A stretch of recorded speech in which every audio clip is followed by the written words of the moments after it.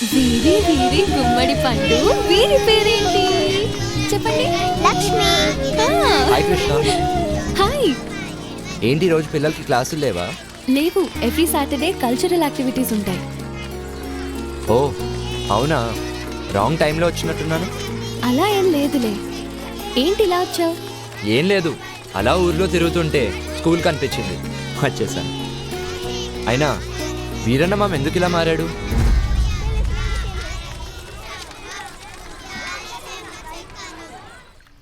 ఒకప్పుడు మా నాన్న కూడా అందరిలాగే కష్టపడి పంట పండించేవాడు. కానీ ఒక తుఫాను మా అందరి జీవితాల్ని మార్చేసింది. ఆ తర్వాత నాన్న ఆలోచన విధానమే మారిపోయింది. నాన్నొక్కరే కాదు, అలా ఇక్కడ చాలా మంది మారారు. కానీ నాకు మాత్రం అలా ఉండటం ఇష్టం లేదు. జీవితంలో ఏదో సాధించాలని ఉంటుంది. అలా అని ఊరు వదిలి వెళ్ళలేను. నాకు ఈ పచ్చటి పొలాలంటే చాలా ఇష్టం. అందుకే టెంపరీగా చేసే ఈ జాబ్తో వచ్చే డబ్బులతో బీఎస్సీ అగ్రికల్చర్ వొకేషనల్ కోర్స్ చేస్తున్నాను. నీ యాటిట్యూడ్ నాకు బాగా నచ్చింది. Amazing mind set. Hi.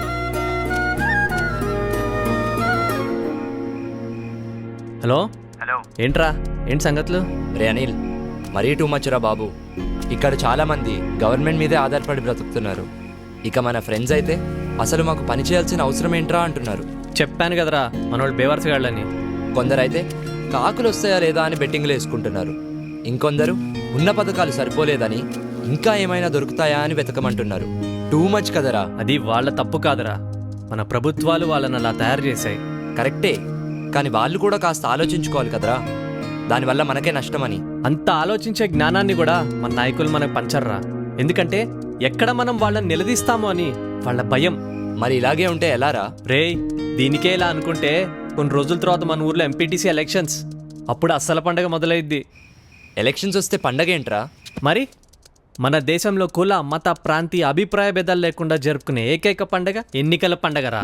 Christmas కి శాంటా క్లాస్ ఫ్రీ గిఫ్ట్స్ పంచినట్లు ఎన్నికల ముందు మనకు కూడా మన నాయకులు ఫ్రీ గిఫ్ట్స్ ఆఫర్ చేసే రోజులు రా అవి. చూస్తావుగా, నీకే అర్థమవుతుందిలే. హలో హలో, రేయ్ లైన్లో ఉన్నావా? హలో. ఏమైందిరా? కానీ వీళ్ళందరి మధ్యలో ఒక్క అమ్మాయి మాత్రం చాలా మెచ్యూర్డ్గా ఆలోచిస్తుంది. ఎవరు? మన కృష్ణరా, వీరన్న మామ కూతురు. ఓ తనా? తను మాత్రం లైఫ్లో ఏదో సాధించాలని తండ్రి వద్దంటున్నా కూడా పాసిబిలిటీస్ వెతుక్కుంటూ టీచర్గా జాబ్ చేస్తూ వచ్చే డబ్బులతో బీఎస్సీ అగ్రికల్చరల్ వొకేషనల్ కోర్స్ చేస్తుందిరా. నాకు తను బాగా నచ్చేసిందిరా. ఏంట్రా, కొంపదీస్ లవ్వా? అలా ఏం కాదురా, but she is something special. I like her. ఓ ఇప్పుడు లైక్ అంటావు, తర్వాత లవ్ అంటావు. అచ్చీ నోర్మై, ఫోన్ పెట్టు.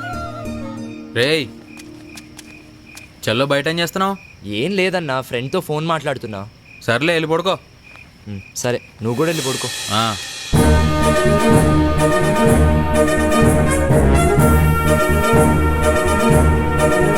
నమస్తే. రాష్ట్ర ప్రభుత్వం జెడ్పీటీసీ ఎంపీటీసీ ఎన్నికలను అనౌన్స్ చేసింది. దీంతో రాష్ట్రమంతా ఎన్నికల సందడి నెలకొంది. అన్ని పార్టీల నాయకులు తమ తమ అభ్యర్థులను వెల్లడిస్తున్నారు. 2 రోజుల్లో అభ్యర్థులు తమ నామినేషన్లు సంబంధిత కార్యాలయాల్లో ఇవ్వాల్సి ఉంటుంది. ఏంటి వేరన్నా అంత కంగారుగా వెళ్తున్నా? ఎంపీటీసీ ఎలక్షన్లు వచ్చాయి కదా, సీట్ ఎవరికి ఇస్తున్నారో తెలుసుకుందామని వెళ్తున్నా. పొలానికి గట్టి అట్టాడితో మాలాంటి వాళ్ళకు ఓటు అట్టాడితే కదయ్యా. అసలు 7 ఓట్లు ఉన్నాయ్యా. రేపు జరగబోయే ఎంపీటీసీ ఎలక్షన్స్ లో ఎవరెవరు ఎంత పెడతారో చెప్తే సీట్ ఎవరికి ఇవ్వాలో డిసైడ్ చేస్తా. అన్నా నేనేం పెట్టలేను గానీ సీట్ మాత్రం నాకే కావాలా. 25 సంవత్సరాల నుంచి ఇదే పార్టీలో ఉన్నానన్నా. అన్నా ఇవేం కాదు గానే, నేను 30 లక్షలు ఖర్చు పెడతానన్నా. ఎన్నికల ఖర్చులు కూడా మొత్తం నేనే చూసుకుంటా. సీటు మాత్రం నాకే కావాలి. అవును గానీ నీకు అంత డబ్బు ఎక్కడిది? డబ్బున్న ఎన్ఆర్ఐ అల్లుడు నా వెనుకున్నాడన్నా. సీట్ మాత్రం నాకే కావాలన్నా. నువ్వు ఆగవయ్యా. ఎవడెక్కువ డబ్బు పెడితే వాడికే సీటు. అది మన పార్టీ సిద్ధాంతం. దానికి మన అందరం కట్టుబడి ఉండాలి. ఈయన్నే ఎంపీటీసీగా నిలబెడుతున్నాం, మీరందరూ సపోర్ట్ చేయాలి.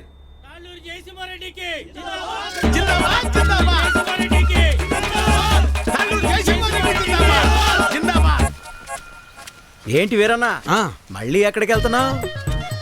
ఈ పార్టీ వాళ్ళు తాళ్ళూరు జయసింహారెడ్డికి టికెట్ ఇచ్చారు. ఆడు 30 లక్షలు ఖర్చు పెడతాడంట. అవతల పార్టీ వాళ్ళు ఎవరికి సీట్ ఎత్తన్నారో తెలుసుకోవాలయ్యా. కర్మభూమిలో కర్మ కట్టుబడి ఉండాలి కదా, మన కట్టుబడి ఇదే కదా. అసలు 7 ఓట్లు ఉండయ్యా. అసెంబ్లీలో సీట్స్కి లిమిట్ ఉంటుంది, తిరుపతిలో దర్శనానికి లిమిట్ ఉంటుంది. ఏ లిమిట్ లేకుండా డబ్బులు ఖర్చు పెట్టేవాడికే ఎలక్షన్లో సీట్ ఉంటుంది. అది వీటన్నిటికంటే ముఖ్యమైనది నా దగ్గర ఉందన్నా. 40 లక్షల డబ్బు ఉందన్నా. ఓటుకి నోటే కదన్నా బలం. నీకే సీట్ ఇస్తున్నాం, మీరందరూ సపోర్ట్ చేయాలి. జిందాబాద్ రవీంద్ర నాయుడు జిందాబాద్ జిందాబాద్ రవీంద్ర నాయుడు జిందాబాద్ జిందాబాద్ జిందాబాద్. అబ్బబ్బబ్బబ్బబ్బా, ఏం భాగ్యం పెద్ద ఆయన, ఏం భాగ్యం. 2 పార్టీల వాళ్ళు డబ్బులు బాగా ఖర్చు పెట్టే వాళ్ళకే సీట్లు ఇచ్చారు. చిట్టి దగ్గర అప్పడగడానికి వెళ్తున్నా. 4 రోజుల్లో ఎలాగో వీళ్ళు ఇచ్చే డబ్బులు వచ్చేస్తాయి కదా, ఆనందంగా అప్పు చేయొచ్చు. 7 ఓట్లు, పాత 6, కొత్తదొకటి.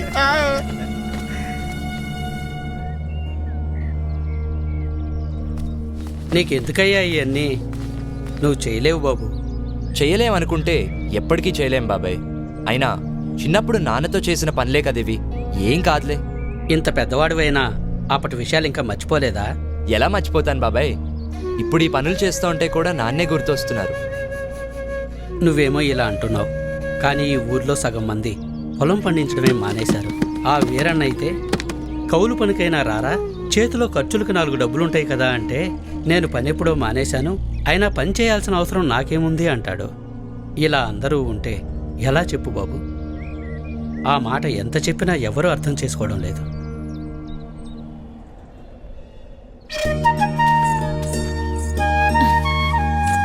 అభి, ఇక్కడున్నావా? ఏంటి 2 రోజుల నుంచి కనిపించలేదు? వదిన వాళ్ళతో టౌన్కి వెళ్ళొచ్చాను.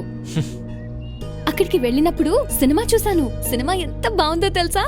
హీరో అయితే అయ్యో బాబోయ్ ఎంత బాగా యాక్టింగ్ చేశాడో, విలన్లని ఎలా కొట్టాడో నాకైతే చాలా బాగా నచ్చింది. పాటలు, డాన్సులు చంపేశాడంతే అసలు. కానీ చేయని తప్పుకి హీరోయిన్ ని బాధ పెట్టడం, లాస్ట్ లో రియలైజ్ అవ్వటం. 4 టైమ్స్ ఏడ్చాను తెలుసా. సినిమా చూసినప్పుడు ఏడవటమే కానీ లైఫ్ లో ఎప్పుడూ కన్నీళ్లు రాలేదు. నా ఫ్యామిలీకి నేనంటే అంత ఇష్టం. నా హ్యాపీనెస్ ఏంటో తెలుసా? మార్నింగ్ లేవటం, నాన్నకి కాఫీ ఇవ్వటం, అన్నయ్యలకి బాయ్ చెప్పటం, వదినలతో కబుర్లు చెప్పటం, రెడీ అయి స్కూల్కి వెళ్ళటం, ఈవినింగ్ ఇంటికి వచ్చాక అమ్మతో మాట్లాడటం, అందరం కలిసి భోజనం చేయటం. This is my simple life. I like you.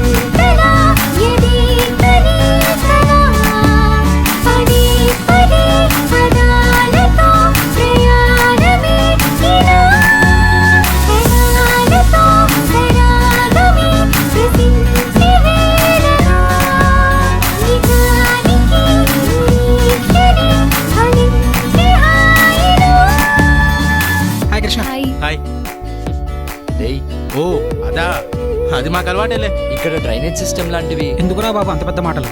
Drainage system అని మన ఆరోగ్యానికి సంబంధించింది. అదే వెళ్ళి మాట్లాడదాం.